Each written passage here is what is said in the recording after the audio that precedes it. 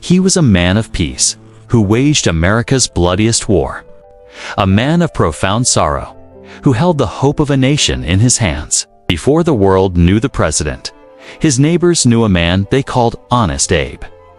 But to understand how this simple, honest man became the savior of the American Union, we must go back to the beginning.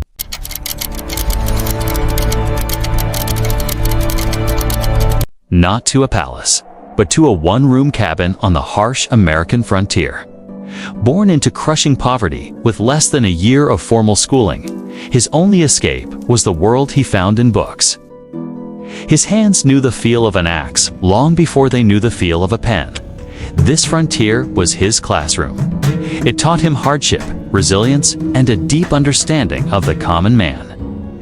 As he grew, he took a job that would change his life, a flatboat trip down the Mississippi River to New Orleans. And there, for the first time, he saw the brutal, soul-crushing reality of slavery, a sight that would sear itself into his memory. A moral poison he knew would one day threaten to tear his beloved nation apart. With no money for a formal education, Lincoln taught himself the law, poring over books by firelight, just as he had done as a boy.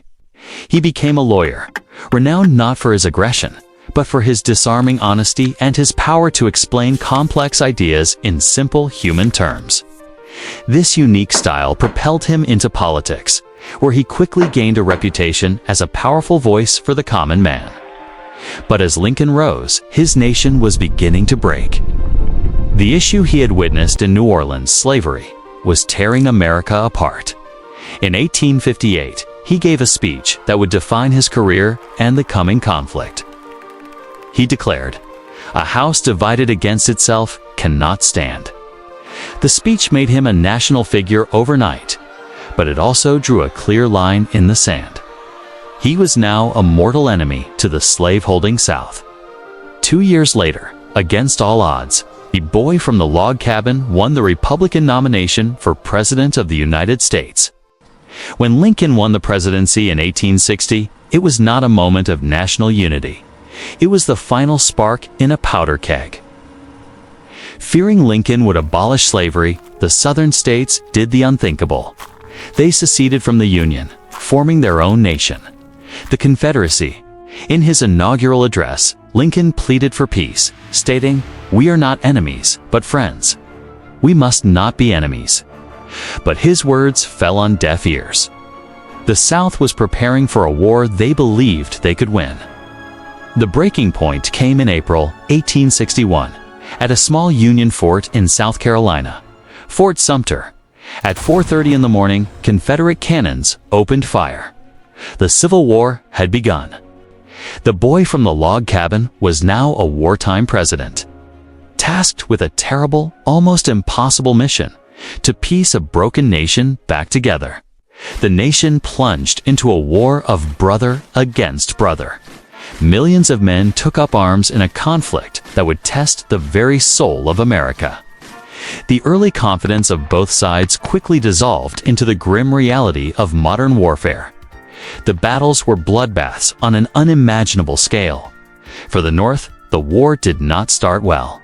Lincoln was faced with a series of humiliating defeats. He wrestled not only with the enemy, but with his own hesitant generals, who he felt were not aggressive enough to win the war. If General McClellan does not want to use the army, Lincoln once wrote in frustration, "I would like to borrow it for a time." Then came the Battle of Antietam, the single bloodiest day in American history. It was not a clear victory, but the North had done enough to stop the Confederate invasion. But for Lincoln, this brutal stalemate was the opportunity he had been waiting for. It gave him the political capital to unleash his most powerful weapon. Not a cannon, but an idea. For months, Lincoln had been secretly planning a move that would strike at the heart of the Confederacy's power: the abolition of slavery.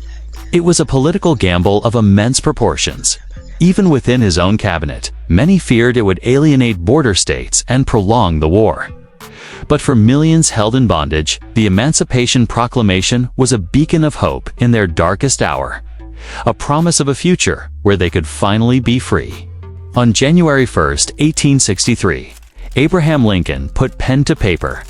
With that single act, he declared millions of enslaved people in Confederate territories forever free. "If my name ever goes into history," Lincoln said, "it will be for this act." He was right.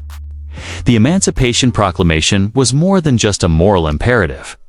It redefined the purpose of the war, turning it into a fight for human freedom and changing the course of history forever. Emboldened by a series of victories, the Confederate Army launched a massive invasion of the North, hoping to force an end to the war. At Gettysburg, for 3 brutal days, the two armies clashed in the largest and bloodiest battle of the war. The Union held. The invasion was repelled. But the cost was staggering. More than 50,000 casualties from both sides. Lincoln was asked to come to Gettysburg to offer a few appropriate remarks at the dedication of a new national cemetery. He spoke for just over 2 minutes in a speech that would become the most famous in American history. He reminded them that the nation was founded on the idea that all men are created equal, and that the soldiers had died so that government of the people, by the people, for the people, shall not perish from the earth. In just 272 words, Lincoln gave meaning to the sacrifice and redefined the promise of America for all time. After Gettysburg, Lincoln finally found the general he had been searching for, a man named Ulysses S. Grant, who was willing to do whatever it took to win. Under Grant, the Union Army launched a relentless final campaign, grinding down the Confederate forces in a brutal war of attrition. Finally, in April 1865, the Confederate capital of Richmond fell. The end was near. On April 9th, General Lee surrendered to General Grant. The meeting was not one of triumph, but of somber respect between two exhausted warriors. After 4 long bloody years, the Civil War was finally over. The Union had survived. For Lincoln, there was no time for triumph. His focus immediately shifted to the monumental task of healing a wounded and divided nation. His plan for peace was summarized in his second inaugural address: "With malice toward none, with charity for all. To bind up the nation's wounds." With the war won, Lincoln looked forward to a peaceful second term. On the evening of April 14, 1865, just 5 days after the surrender, he decided to attend a play with his wife.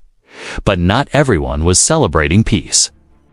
In the shadows, a conspiracy was unfolding, led by a well-known actor and fanatic. At Ford's Theater, during a moment of laughter in the play, the assassin slipped into the presidential box, unnoticed. He fired a single shot. The assassin leaped to the stage and escaped into the night, leaving a nation in shock and horror. Abraham Lincoln, the 16th President of the United States, died the next morning. A wave of grief swept the nation.